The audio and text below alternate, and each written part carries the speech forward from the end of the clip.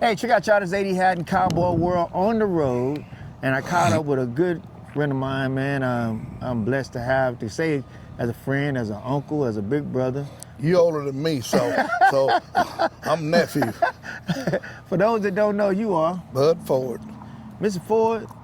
I'm always calling you, asking about different things about when it come down to roping. I mean, you had a successful career in roping. Back in the day, that was a situation when it come down to coming off the horse and being a certain time. Like I'm talking about, like coming off the left or coming off the right. What? How did that come about? Do you think in your eyes? Well, I mean, like getting off the left. I think a horse stops harder and straighter getting off the left. Okay. And that's why back then them calves were in 350, almost 400. And 14 was probably the best time because that was 17, 18, 20s. You know, like the little old calves they're roping now, weighing 210.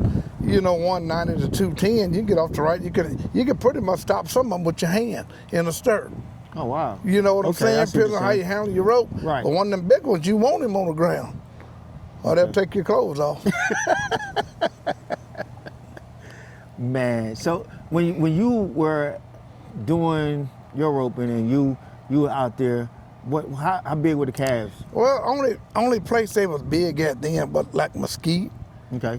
Yeah, I'm gonna say they weighed 260, 270. Okay. All right. Cheyenne, some of them calves at Cheyenne, they weighed 300. Okay. You know? So Cheyenne was a whole different It's ball a different game. ball game. You separate the men from the boy. How did you prepare yourself for Cheyenne? Like that seemed pretty awkward. Well, only preparing you can do is the horsepower. That's the only way. You have to have help. Okay. Like some of these horses these days, they ain't prepared for them kind of cattle. Okay. Was it a certain, bloodline, a certain grade horse? Well, I mean, I never did go by bloodline. Okay. I just went by a decent horse. That's all I went by. They got them chopped up so much now. Man, there's all kind of breeding now. But the horses that they breed now, they're a lot smarter, and they pretty much train themselves if you know what you're doing. Wow. That's real. Man, these horses here, man, they got horses now. You're looking at, 6 months, you're taking them to a jackpot now. Okay. Before, it'd take 2 years to get a horse. You know what I mean? You literally had to make a horse. You had to make him. But some of these horses now, they make you. That's real talk. Okay. They make you. Okay. I can see that. Yeah. I can see that, and that's why they cost so much. They cost so much. I'm talking, but really, just like I told Ty in the podcast, horses today, they're not going by what they're worth.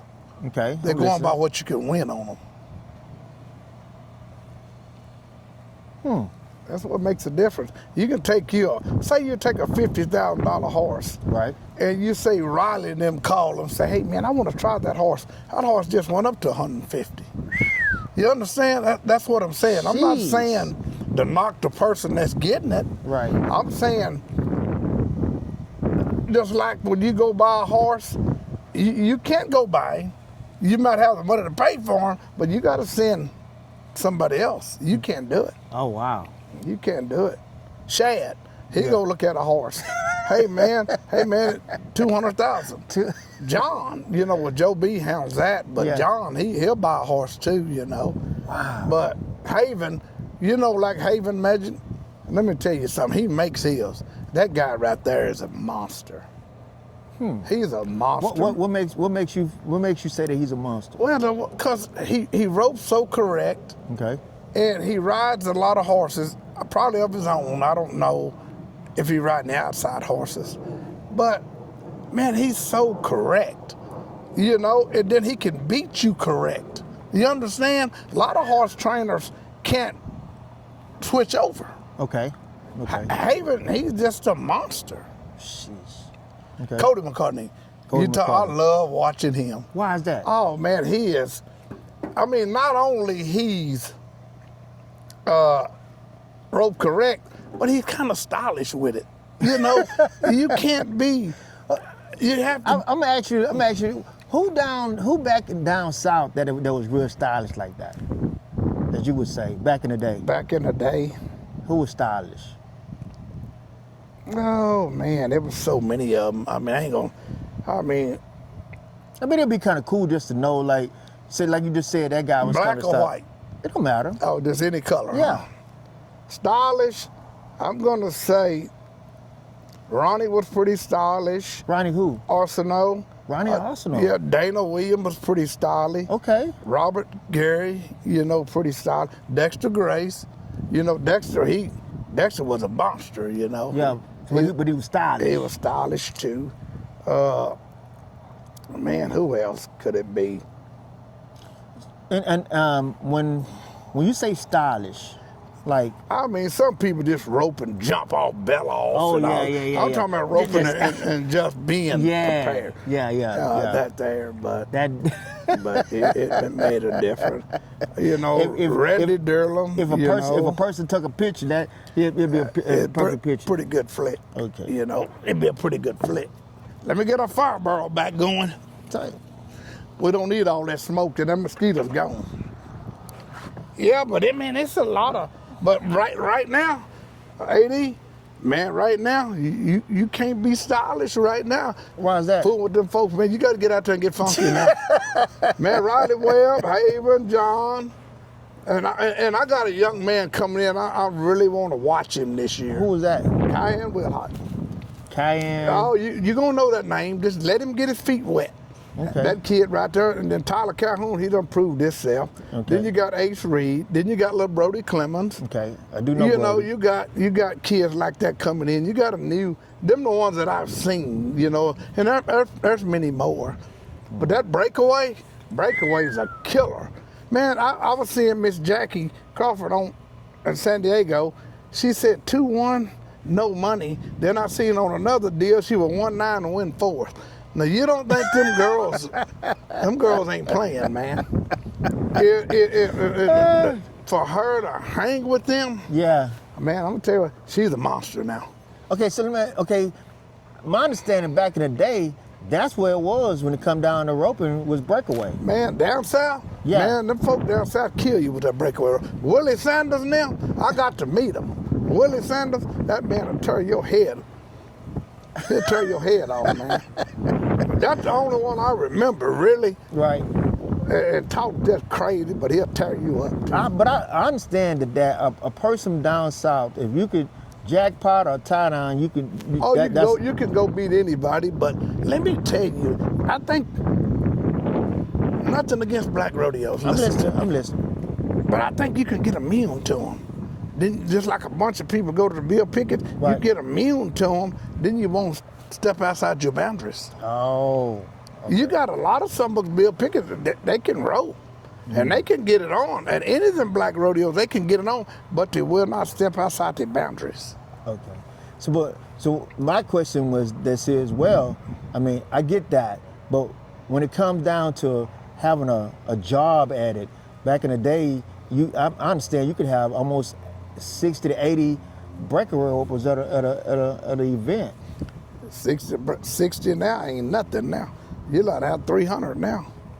What? Yes. So if a lot of those guys was doing that now, they could really get it on and get some money. Well, I mean, that's in the pros that I'm talking about. I'm talking about the pros, but you're talking about down south back in the day. Oh, back in the day, that was more than that. What? It was more than 60 something. Yes, sir. Man, it was more than that. I went to a few of them. I didn't go to a whole lot of them down there, but I snuck off and went to a few. Okay. And I mean, you'd have to have your mind made up. You can't go there BSing. You have to be real. When did you get your pro card? I got my pro card. Oh, that was in probably '94. Okay. And I was 30 something then. Wow. I mean, I made enough money around here amateur. So man, I didn't want to. Hey man, I had to help mom and daddy. Yeah. I had to help them. And didn't have the money to go like I needed to. Didn't have the horses. You know, we didn't have money. We just had love. We didn't have no money. But you made your first horses. Yes, sir. I didn't make them to go to pros, but I made them to go around in amateurs. Okay. And they jumping barriers and walking up and, you know, all that there. But, hey, that's all I had. And then I beat their butts on them songs. But that's why you always heard Bud can win on a donkey. You know, you always heard that, man. Hey, man, I had to get out there and mix it up, man. So, and then, but when you train them, you know how a horse is. Then you could get by them. If you know this horse gonna duck, and you know this horse gonna walk up, get out there and mix it up. So after you did that, I said that you made a horse. So the ones that you got on the road with to actually I compete. borrowed them. Okay. Yeah, when I left home, I had a suitcase and a rope can. Wow. Who was the horse that you made it on? Who was that? Who did it belong to? That horse belonged to Junior Lewis and Gaynell Lewis Okay. in Kansas. That was Shout a out good to them. horse. But I rode 20 or 30 some horses that year, so I just rode their horse at the finals. Okay. But I rode horses from Fred's, the Joe's, the Sean McMullis, Rusty Seawalt, Johnny Emmons, Darrell Hampton, Paul Redfern, Carl Woodard, Cleo. I rode a lot of horses. Well, you about to say Cleo Hearn? Cleo Hearn's horses. Come on, man. Cleo Hearn was probably one of the first horses I got. After when I was about 16, they called him Strychnine. He couldn't outrun me. But I tell you what, he was honest. From here to that chair, he was wide open, you know. Wow. But that's what really taught me how to win. You know, a lot of people tell me, man, you gonna ride that slow horse? I said, I really don't mind riding this slow horse. I just want a slow calf. You know what I mean? And I kicked their butts. You know? If you had a good draw. Yeah, if you had a good draw, they had to pay. God. But you know, you had to knock that start. Wow. Yeah, and people talk about, man, I want this fast horse. I want this horse could do it. I mean, everybody want a fast one, but I'd rather have a slow calf. Okay. You understand Okay. what I'm saying? I get that. It makes a difference. When it comes down to a crank going out the box, seeing that window, how many cranks you think? Man, I tell you what, when I nod my head, when I start. So wherever he's at, I'm in distance, boom, it's right there. And I think that's why a bunch of young generation need to have it on your arm. Okay. That first Boom. right there. Wow. I mean, you got to throw it right there, but you be in position. And I preach this all the time. Man, you have to look that rope on. You got to look it on. You got to look that rope on. You know what I'm saying? Yeah, you got to look it on. You got to look it on. And a lot of people, I've been around here, I help people, they be saying, what do you mean look that rope on? Well, then they'll bad mouth you about it, AD. I'm listening. And they'll be saying, man, what do you mean? Well, you have to be, number one, you have to be great to know greatness. Number Right. two, you have to know this program. You can't come out of this backyard. If you ain't never been in a big lead, AD, you have no idea. Here's the big lead. You can't be down here tooted up like a horse running up, talking that up there. You got to play that game. You got to look it on. Man, you got to play that game. But I tell you what,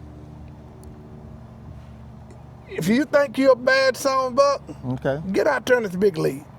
Just go get you a permit or a cart and get out there There's some sharks out there. and raise your hood. Listen, this is what I heard. I said a lot of guys that got their card, they went elsewhere to rope, so they wouldn't have to rope. Wouldn't have to face them. But when you get to that little yellow building out there in December, you got to face them. Yeah. So hey, I'd rather rope with some bucks that can rope than some bucks that's not that good, because everybody can rope. It's the difference between roping and winning. He said it's a difference between It's a roping difference and between winning. roping and you can rope all day, but if you don't know how to win, and I can't teach you how to win, it's something you got to figure out. Okay. But you're a lot of people talking about, you see a lot of couch champions. Man, he riding this horse, got his long... A couch champion? Couch champion. Wow. I mean, he riding this horse, they got a long jerk line. Horse still ain't getting back. Looking off this ducking off horse. A couch champion. Yeah, but if you ain't never been out there and played this lead, you have no idea why all this is on here. Right. you know. And then people get mad at you. You being oh man, ain't not talking about you. Know what you're talking about. Right. Because if you ain't never played in the big league, you have no idea. Wow. You get your permit and get your card and pull up out there on the big league and raise your hood. They'll check you off. Guarantee they'll check you off. They gonna check you. They'll check you off, man. Man, when you get out there in the ocean in the big league, AD, Yeah. man, them sharks out there Yeah. in the ocean, dinosaur, octopus, Is it alligators, barracudas, man, them alligator gar, them jellyfish, saltfish, ketchup fish, hot sauce fish. Man, I'm telling you, get out there and get your all checked. We was talking about being out there on the road, and you know, like I said, it's tough out there. But I've talked to a lot of guys, and like I said, they rather not come down south. They rather go up on the East Coast. And man, I've been down down there. I went down. I'm gonna tell you something. Man, I'm gonna tell you what happened to me. Me and Ford, me and Keyron Hatley, we run together.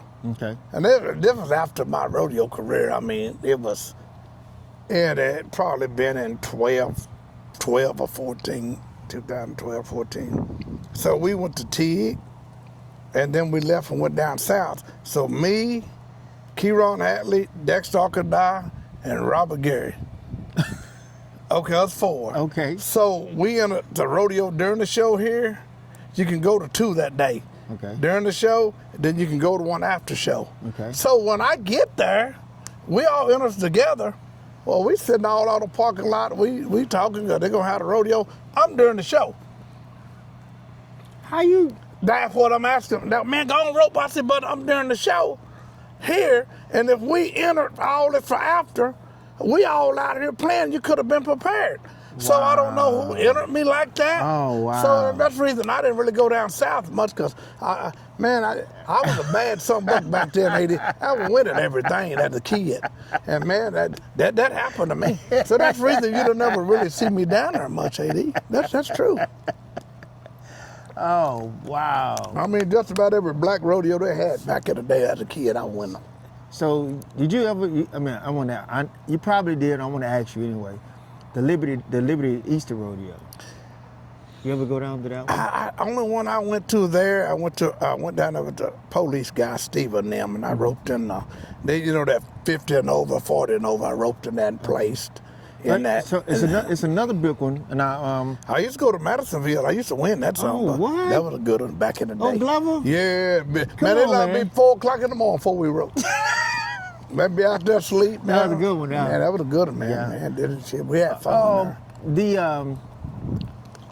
I thought. Now this is what I thought. I thought making it to Houston was. That was big. But just like a lot of people talking about, man, I really ain't had no big rodeo career because, man, I got started late in my pros. Yeah, but you made it to Houston. But I went to Houston twice in my lifetime. I've been to Fort Worth Stock Show twice in my lifetime. And I won each one of them one time. So that was big for me, I mean, that was big. There's a lot of people that have been going forever and they never won them to. Right. So it was a big deal for me and for anybody, but I've never really tore the road up like a lot of people, I've always had a job. You picked the right ones, though. Well, I mean, You picked the right ones to be able to make it to the Yellow Gates. Yeah. I mean, I went, You picked the right ones to be able to make it to the Yellow Gates. But that's not really the only time I rodeoed hard is the year I made it. I never really rodeoed hard. I usually go out there and I'd come in. When you made it there, what would you rank that? I was 13th.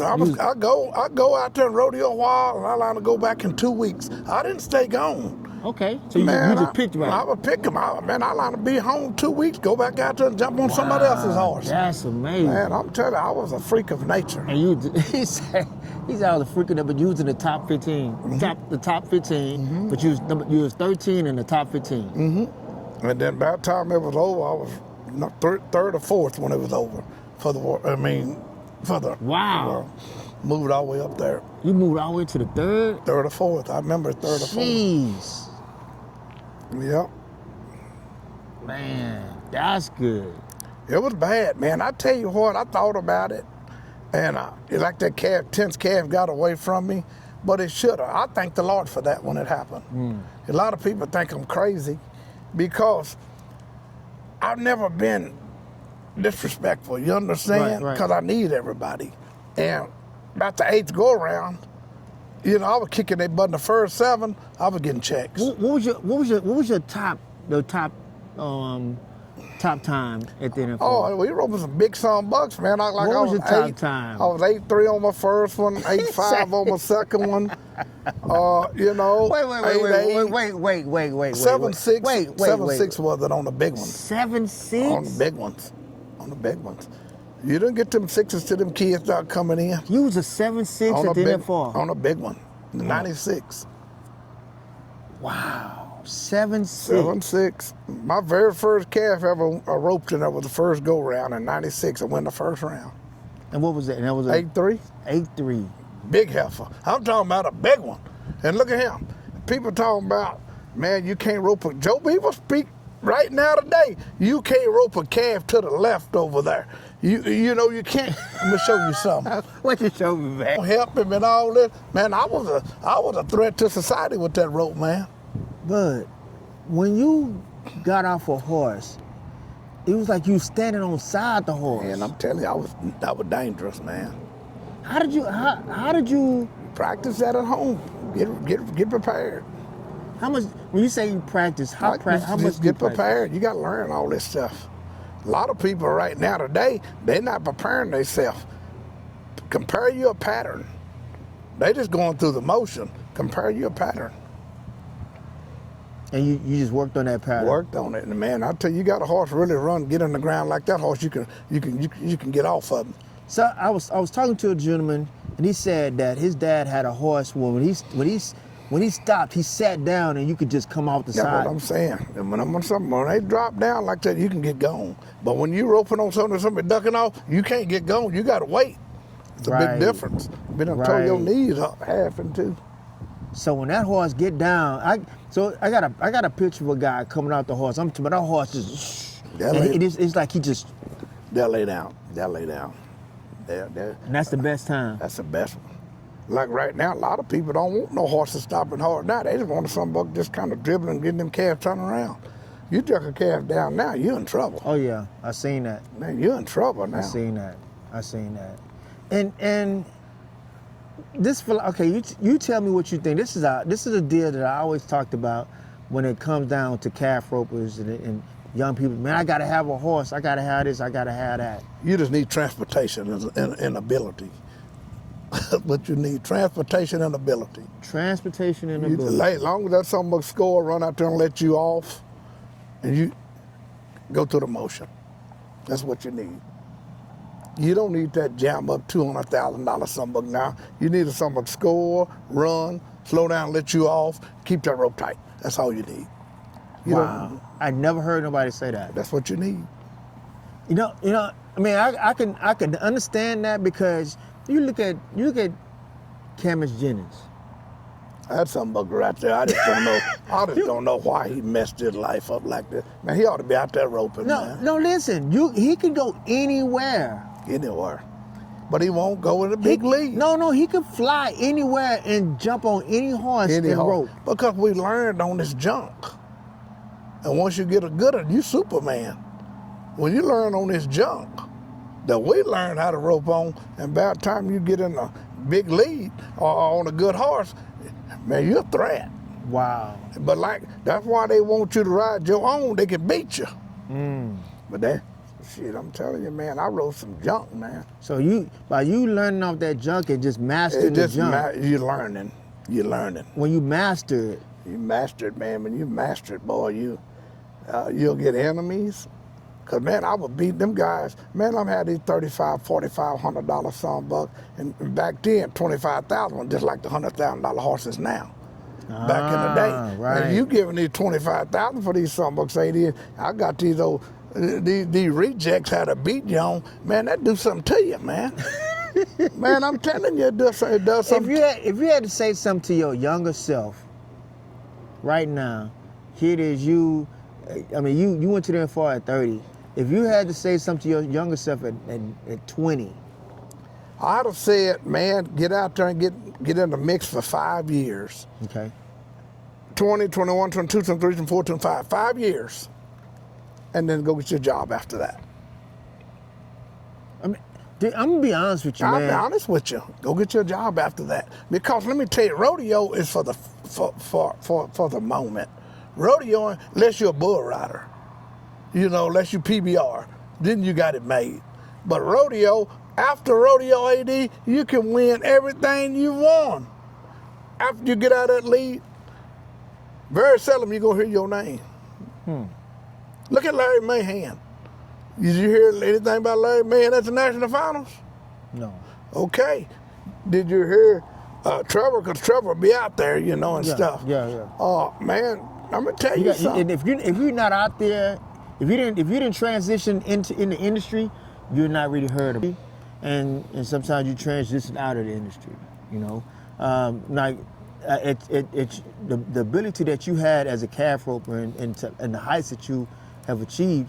People want to know that knowledge. They want to pay for that knowledge for you teaching. Well, I think right after this podcast, it's going to get Western, buddy. Because a lot of people, man, they had me pictured as Jesse James. Well, on the But now on the podcast, people finna really find out who the real Bud is. Now. They had me as Jesse James, like I should have showed up, man, with my pistols on. But Because it was the stories that people told on you, and one story could travel from here to that gate before we get up. Right. You understand? But I've had the pleasure of living with you. You know what I'm saying? I had a chance to actually communicate with you on a regular basis every day and learn. And I thank God for that. You know what I mean? A lot of people can't say that. Okay. Well, a lot of people I done helped around here, but they won't give me that what you just give me. Because they just, man, like, my whole life is great now. Because what I did, I cleaned my closets out. And when I cleaned them books out, I sent the skeletons and all. I didn't want no bones coming back, touching nothing. But my whole life, now, you hear, oh man, I don't think I'm nobody, because my mom told me something a long time ago, and I wallowed in March hair. What she told me? Well, all the friends that used to come around eating all this old stuff, that's how my business was getting out of the street. Part of my divorce too. Listen to me, hear me out. He say he was wilding in what? March hair. Man, then you wonder how this get out and how this get out here. Yeah. Then my mama told me about one guy that we woke up together. Yeah. When we showed up at the barn, we go eat, we was together. So it's a saying that you always told me. It's a saying that you always told me.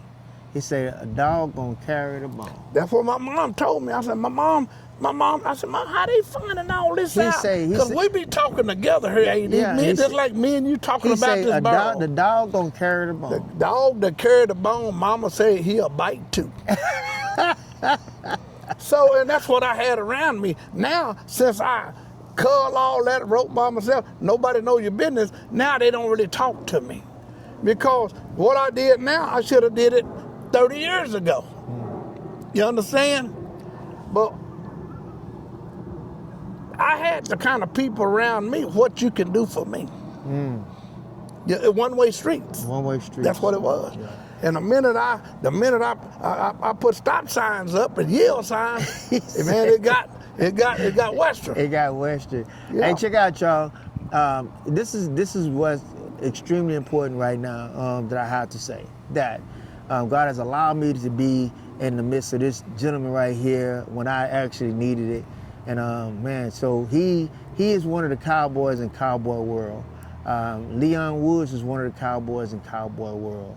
I don't see Mitchell. These were cowboys that were in cowboy world that meant a lot to me. And God continually showing me those cowboys in cowboy world. And you were one of them. I appreciate you. You can leave it down. That cigarette ain't going nowhere. I appreciate you. You're a blessing too now. Don't think you ain't no blessing. Because every time you hit that arena and when you go out there in the world, you representing us, Bo. You understand? You ain't in there by yourself. It'd be different if you just go here and, hey, man, forget y'all. You don't do that. I mean, you're a blessing too. Yeah. The first time I ever went to Cheyenne, Wyoming, it was with this guy right here. Yep. We had a blast. We had a Went blast. to Cheyenne Frontier Rodeo, and and to be there with him and knowing that he actually performed in that, that's even better. It was good. It was good. Once again, this is A.D. Haddon, Cowboy World on the road, and for those that don't know, you are Bud Ford. what they call you? Huh? What they call you? Bud Ford. and happy trails. God bless.